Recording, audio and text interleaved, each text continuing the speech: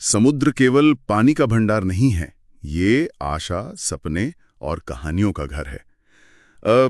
शायद इसी बात को ध्यान में रखकर हमें आज एक काफी गंभीर विषय पर बात करनी है। नमस्कार। आज हम महासागरों से जुड़े एक चिंताजनक मुद्दे पर थोड़ी गहराई से बात करेंगे। महासागर अम्लीकरण, जिसे ओशन एसिडिफिकेशन कहते हैं। हाल में फ्रांस के नीस शहर में संयुक्त राष्ट्र महासागर सम्मेलन हुआ था और वहीं एक नई रिपोर्ट सामने आई है। ये ग्लोबल चेंज बायोलॉजी जर्नल में छपी है और इसके जो निष्कर्ष हैं वो हमारी पिछली समझ से कहीं ज्यादा गंभीर तस्वीर दिखा रहे हैं। ये टॉपिक पर्यावरण और सतत विकास से सीधा जुड़ा है, तो यूपीएससी की तैयारी करने वालों के लिए भी ये चर्चा खासतौर पर महत्वपूर्ण हो सकती है। हमारे पास प्लायमाउथ मरीन लेबोरेटरी यानी पीएमएल, फिर नोआ और ऑरिगन स्टेट यूनिवर्सिटी के स्यामर्स, इनके शोधकर्ताओं की स्टडी के कुछ अंश हैं। तो चलिए समझते हैं कि इस अध्ययन में क्या खास बातें हैं। सबसे पहले ये महासागर अम्लीकरण है क्या, बिल्कुल आसान शब्दों में। देखिए, सीधी सी बात है। जब हवा की कार्बन डाइऑक्साइड मतलब CO2 समुद्र में घुलती है ना, तो वो पानी की केमिस्ट्री को बदल देती है। इससे पानी ज्यादा एसिडिक हो जाता है और साथ ही कार्बोनेट आयनों की कमी होने लगती है। Carbonate ion? हाँ, ये वही आयन है जिनकी जरूरत सीप, मूंगे जैसे कई समुद्री जीवों को अपने खोल या कंकाल बनाने के लिए होती है। अच्छा, और इस नई स्टडी की सबसे चौंकाने वाली बात क्या है? सबसे चौंकाने वाली बात ये है कि शोधकर्ताओं का कहना है महासागर अम्लीकरण के लिए जो एक ग्रह सीमा तय की गई थी। ग्रह सीमा, प्लैनेटरी बाउंड्री। हाँ, मतलब वो सुरक्षित लेवल जिसके अंदर पृथ्वी ठीक से काम कर सकती है, वो सीमा करीब 5 साल पहले ही पार हो चुकी है। 5 साल पहले? जबकि पिछले अनुमान तो कह रहे थे कि हम बस करीब पहुंच रहे हैं। बिल्कुल, पिछले अनुमान यही थे कि हम नजदीक हैं, सीमा के पास, लेकिन ये रिपोर्ट कह रही है कि हम उसे लांघ चुके हैं और ये उन 9 ग्रह सीमाओं में से एक है जो पृथ्वी के सिस्टम के लिए जरूरी मानी जाती हैं। ये तो वाकई बहुत चिंताजनक है। अच्छा, क्या ये असर सब जगह एक जैसा है, मतलब पूरी दुनिया के महासागरों में? नहीं, इसमें फर्क है। जैसे ध्रुवीय इलाके हैं ना, पोलर रीजन, वहां सतह के पानी में सबसे ज्यादा बदलाव दिखे हैं।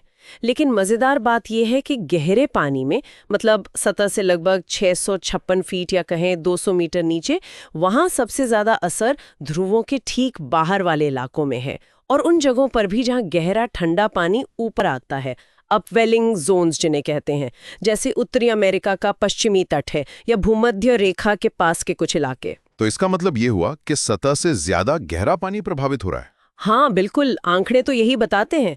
सतह से नीचे लगभग 200 मीटर्स पर वहां लगभग 60% समुद्री जल इस अम्लीकरण की ग्रह सीमा को पार कर चुका है, जबकि सतह पर यह आंकड़ा करीब 40% है।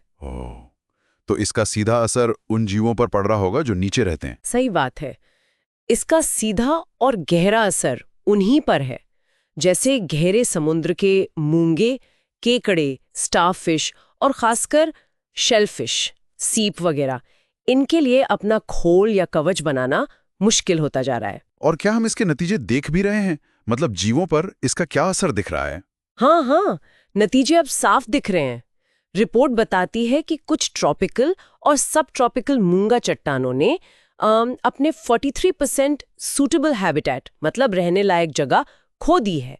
और ध्रुवीय क्षेत्रों में टेरोपॉड्स होते हैं जिन्हें समुद्री तितलियां भी कहते हैं। हाँ, सुना है मैंने।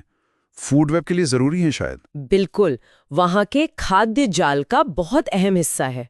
उनके 61% आवास खत्म हो गए हैं और दुनिया भर में जो तटीय शेलफिश प्रजातियां हैं उनके करीब 13% आवास नष्ट हो चुके हैं।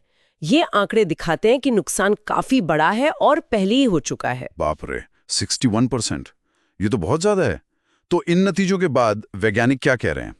क्या हमारी पुरानी समझ गलत थी? देखिए, वैज्ञानिक अब ये कह रहे हैं कि हमें सुरक्षा सीमा पर दोबारा सोचने की जरूरत है। पहले माना जाता था कि प्री इंडस्ट्रियल लेवल से 10% का बदलाव खतरनाक होगा जी, लेकिन ये शोध दिखा रहा है कि समुद्र की पूरी सतह तो इस 10% वाली सीमा को साल 2000 के आसपास ही पार कर चुकी थी। साल 2000 में? हाँ, तो इसका मतलब ये हुआ कि हमारे पिछले अनुमान शायद जरूरत से ज्यादा आशावादी थे। हमने शायद समस्या की गंभीरता को कम आंका था। पीएमएल के प्रोफेसर स्टीव विडीकॉम्प ने तो इसे समुद्री इकोसिस्टम और तटीय अर्थव्यवस्थाओं के लिए टिकिंग टाइम बॉम्ब कहा है। बिल्कुल सही कहा है।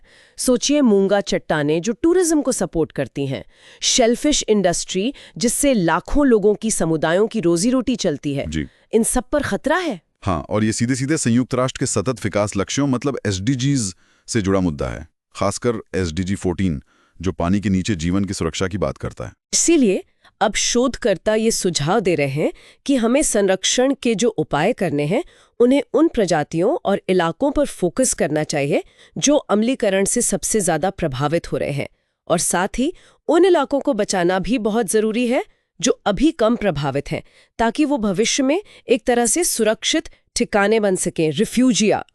सही बात है। जैसा कि international alliance to combat ocean acidification की जेसी टर्नर कहती हैं, अब पॉलिसी में मतलब नीतियों में अम्लीकरण को आप नजरअंदाज नहीं कर सकते, इसे सेंट्रल इंपॉर्टेंस देनी ही होगी।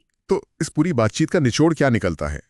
सार यही है कि महासागर अम्लीकरण हमारी पिछली सोच से कहीं ज्यादा तेजी से और गहराई तक फैल चुका है, खासकर समुद्र के गहरे हिस्सों में।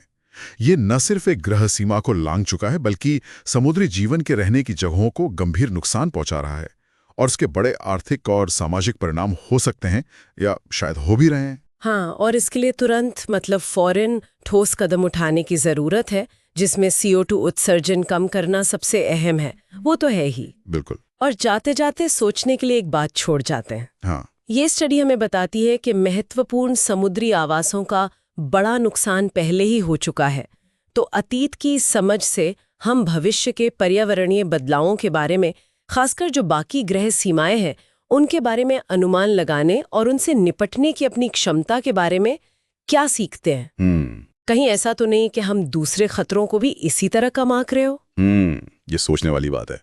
खैर, इस महत्वपूर्ण विषय पर और जानकारी या अगर कोई चर्चा करना चाहें तो कृपया लाइक करें, सब्सक्राइब करें और अपने सवाल नीचे कमेंट्स में जरूर साझा करें। अगली बार फिर मिलेंगे एक और अहम मुद्दे की गहरी पड़ताल के साथ।